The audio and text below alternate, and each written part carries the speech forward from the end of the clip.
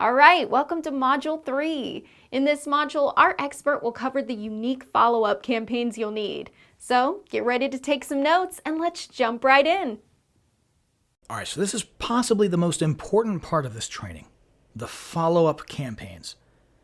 These are going to be very, very unique and very different. They have to be. They have to be. All right, and the reasons are obvious, because these people did not opt in to your list.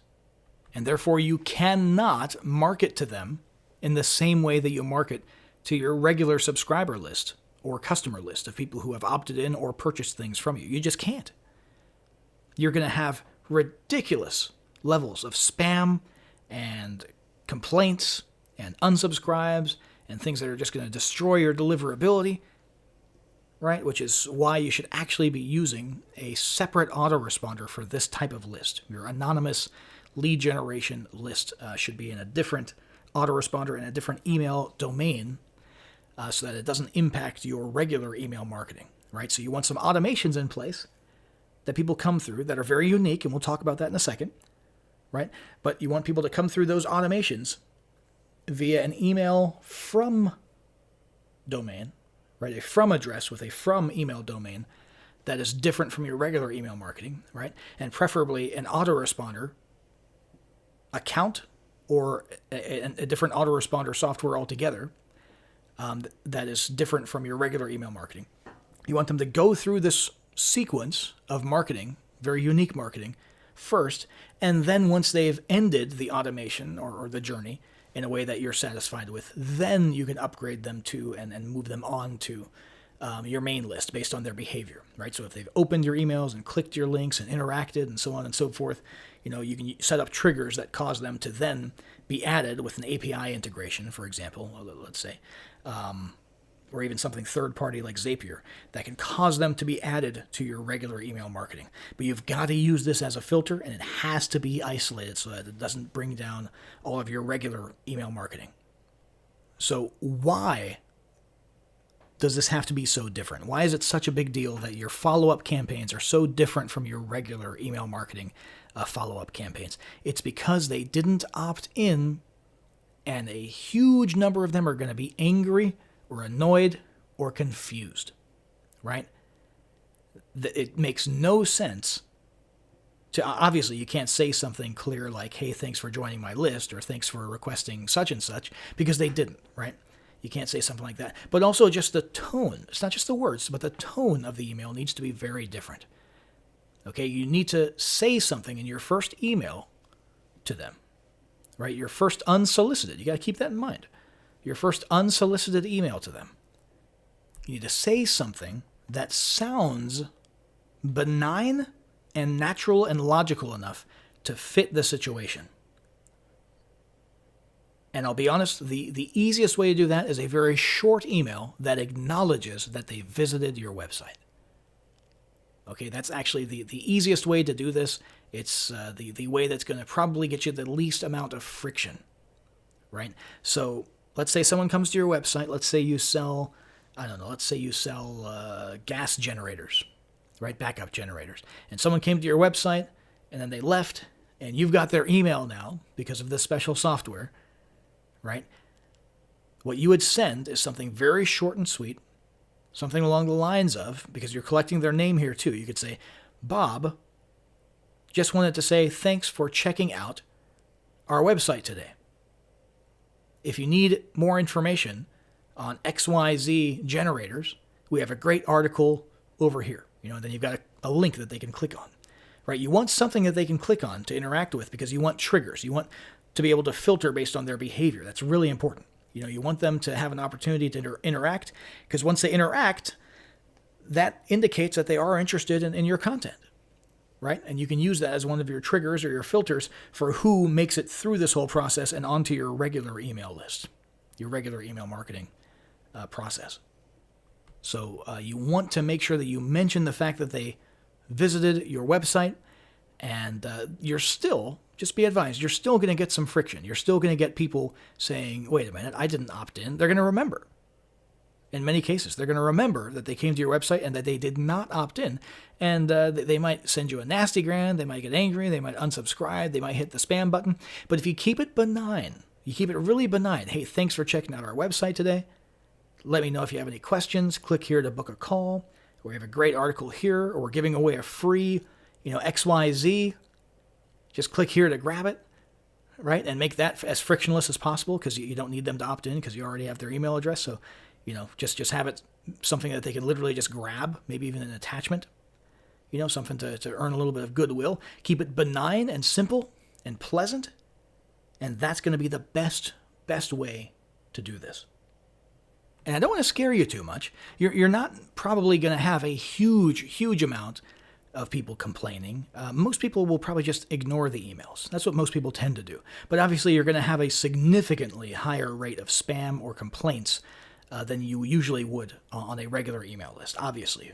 It just makes logical sense. But many people are just going to ignore them.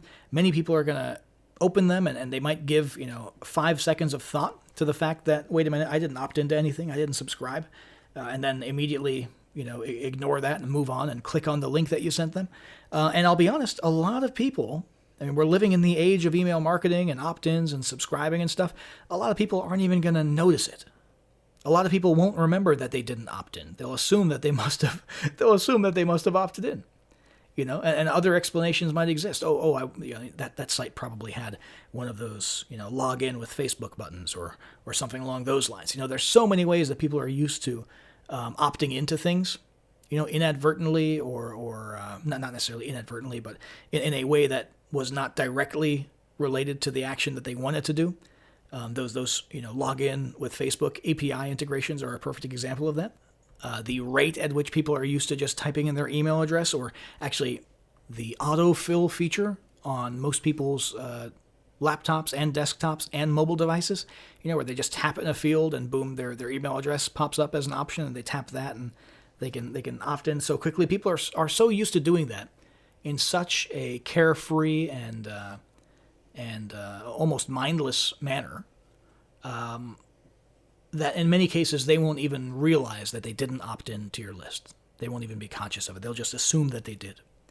And so the negative results aren't going to be terrible. I'm not trying to scare you with the whole idea that you're gonna get roasted by these people. But the reason I'm stressing the increased rate that you will see of complaints and spam and nasty grams is simply to make it clear and drive home the point that you really want to keep this isolated from your regular email marketing. Do not, I repeat, do not integrate this directly to your regular email marketing software. And so the next question is, how do you continue the conversation? How do you continue the conversation after the initial follow-up? Well, I would say the first couple of emails that you send in an automation sequence should all be the same. 2 or 3 emails should be the same as that first one.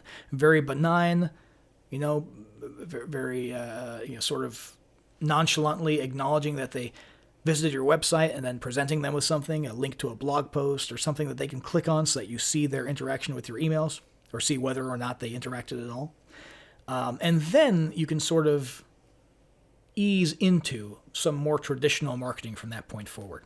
Okay, because a lot of people, even if they didn't open your emails, or even if they, looked at your emails and got angry or annoyed or confused, after they've seen them 2 or 3 times floating around with the other, 500 marketing emails that they get every day, it's just going to sort of naturally resolve itself, and you will be a name that they're used to seeing in their inbox. And if they don't like it, they'll unsubscribe, right?